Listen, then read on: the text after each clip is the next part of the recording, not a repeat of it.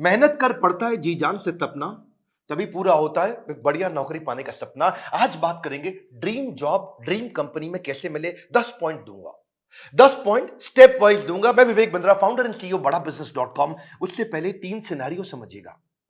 पहला सिनेरियो, जो काम करने में आपको बहुत मजा आता है और आपको अच्छे से करना भी आता है, लेकिन अगर उसके पैसे अच्छे नहीं मिले आपको तो आप जिंदगी भर गरीब रह जाएंगे।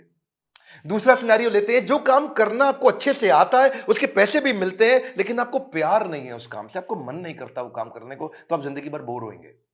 और तीसरा सिनेरियो, जिस काम से आपको प्यार तो है, बाजार में उसकी तनख्वाह भी मिलती है, लेकिन आपको करना अच्छे से आता नहीं है, तो फिर आपको नौकरी नहीं, वो तो खाली एक सपना है, वो ड्रीम जॉब नहीं है, खाली ड्रीम है।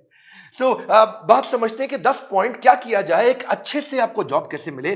पहले जिस कंपनी में आप जॉब चाहते हैं, पहला पॉइंट है उस कंपनी के बारे में रिसर्च करो। उस कंपनी का विजन, मिशन, उसकी लीडरशिप, उसके माइलस्टोन्स, उस कंपनी के बारे में पढ़ लिख लो वहां रिज्यूमे भेजते वक्त। नौकरी.com पे बहुत सारी अपॉर्चुनिटीज आपको मिलेंगी, लेकिन पहले कंपनी की वेबसाइट, इंटरव्यू में जाने से पहले उसके सोशल मीडिया, उसका एंगेजमेंट, mouthshut.com, glassdoor.com, उसका लिंक्डइन, उसके सारे गूगल पे सब चीजें। जितना ज्यादा आप इंटरेस्टेड होंगे उतना आपका कैंडिडेचर इंटरेस्टिंग हो जाएगा।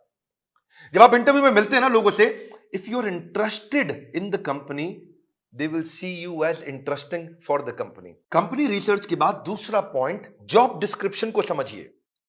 जॉब डिस्क्रिप्शन की डिटेल मांगिए। आपका केआरए क्या होगा, केपीआई क्या होगा, आपसे क्या एक्सपेक्ट किया जा रहा है कंपनी में, यह मांग लो।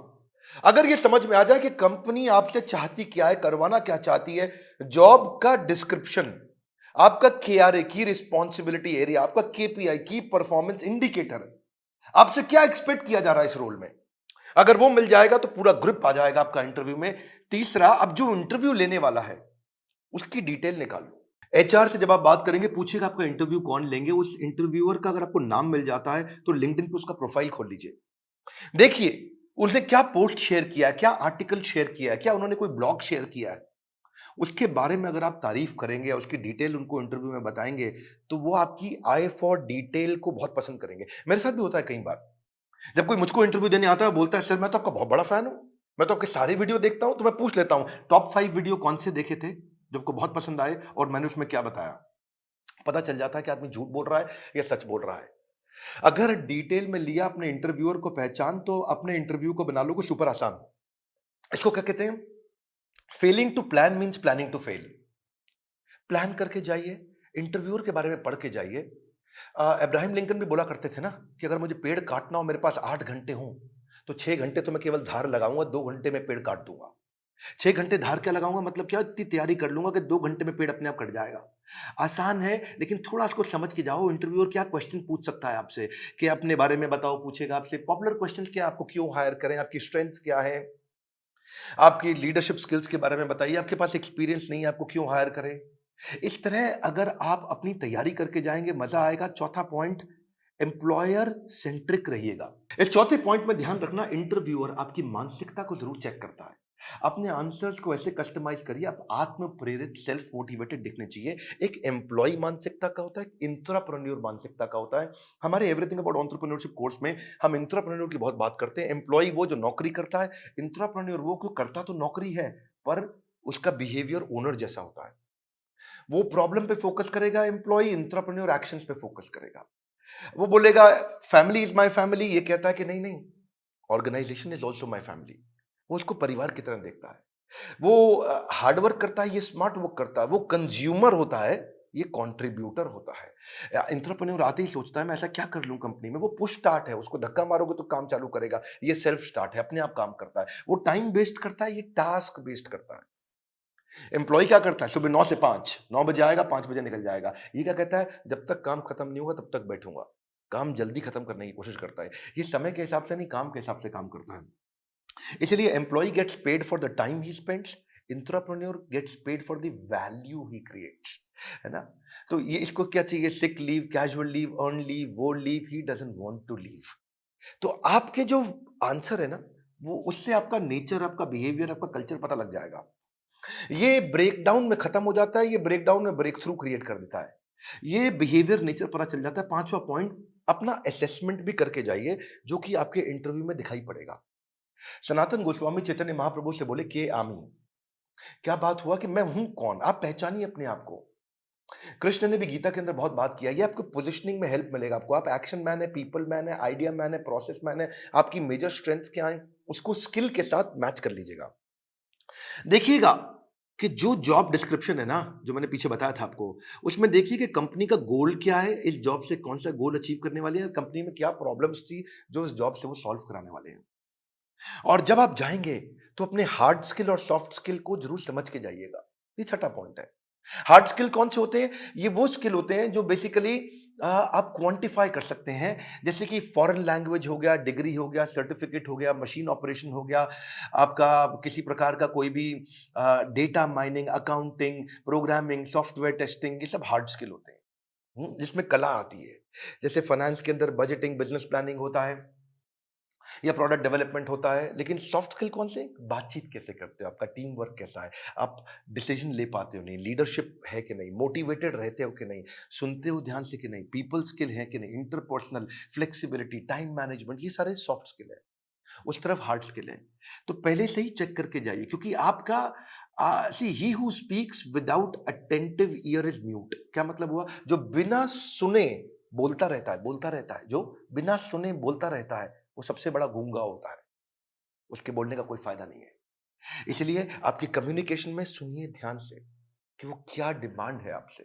इफेक्टिव कम्युनिकेशन में 20% is only what you know, 80% is how do you feel about what you know. कैसे आप उसे कम्युनिकेट करते हैं। सीधे बैठिए, हमेशा स्माइल मेंटेन करिए। ऐसा करके आराम से रिलैक्स होकर के बैठने वाला तो जमेगा नहीं ना। कॉन्फिडेंट और इंफॉर्मेटिव लगते हैं जब आप अच्छा कम्युनिकेशन और सॉफ्ट स्किल मैनेज कर पाते हैं। सातवां है, अब मौका ढूंढिए कि आप भी कोई ऐसा क्वेश्चन करें जिस क्वेश्चन से इंटरव्यूअर को लगे यार ये आदमी बुद्धिमान है। एक बात बताऊं आपको कि knowledge is having the right answer, but intelligence is asking the right question. ज्ञानी व्यक्ति के पास उत्तर होता है, पर बुद्धिमान व्यक्ति के पास प्रश्न होता है। अगर आपने कोई ऐसा प्रश्न किया जिस प्रश्न से वो बहुत इंप्रेस हो सकता है, जैसे आप उनसे पूछिए इस बारे में, इस रोल से आप कौन सी प्रॉब्लम सॉल्व करना चाह रहे हैं, इस रोल के माध्यम से आप कौन सा गोल अचीव करना चाह रहे हैं, इस रोल से आप मेरी परफॉर्मेंस को कैसे इवैल्यूएट करेंगे। कितना पावरफुल आप प्रश्न पूछते हैं, यह भी सामने वाले को इन्फ्लुएंस करता है। आठवां, सैलरी नेगोशिएशन की बात आए तो बहुत जोर मत डालिएगा। अनरियलिस्टिक सैलरी हाइक से सामने वाला समझ जाता है ये केवल पैसे के लिए नौकरी करने आया है, ये वैल्यू नहीं क्रिएट कर पाएगा। इसलिए वैल्यू क्रिएशन पे फोकस करिए, वैल्यूएबल अपने आप आएगा। मैं इसमें आपको हमारे जो दूसरे डायरेक्टर हैं संजय कथोरिया जी, इनका आपको 2015-16 का एक्सपीरियंस शेयर करता हूं। एक बार ये श्रीलंका में एक कंपनी के चेयरमैन के पास इंटरव्यू देने गए और कंपनी के चेयरमैन ने एक ही बात पे इनकी मर्जी की सैलरी दे दी। और वो क्या बात थी? जब उन्होंने पूछा क्या सैलरी लोगे, तो ये कहते हैं I believe in creating value and then sharing value. क्या मतलब हुआ इसका? कि मैं पहले 100 दिन आपके लिए वैल्यू क्रिएट करूंगा, अगर वैल्यू क्रिएट हो गई बढ़िया, तो उसके बाद आप उस वैल्यू को शेयर कर देना मेरे साथ, तब आप तनख्वाह मेरे हिसाब से दे देना। अभी आपको जो समझ में आता हो आप दे सकते हो मुझे, लेकिन मैं वो काम करके दिखाऊंगा, वो वैल्यू क्रिएट करूंगा, तब मैं वैल्यूएबल डिमांड करूंगा। Create value then share value. ये बात सामने वाला इतना इंप्रेस हुआ, बोला कोई बात नहीं, 100 दिन की बात की है, आज ही बता दो क्या तनख्वाह लोगे।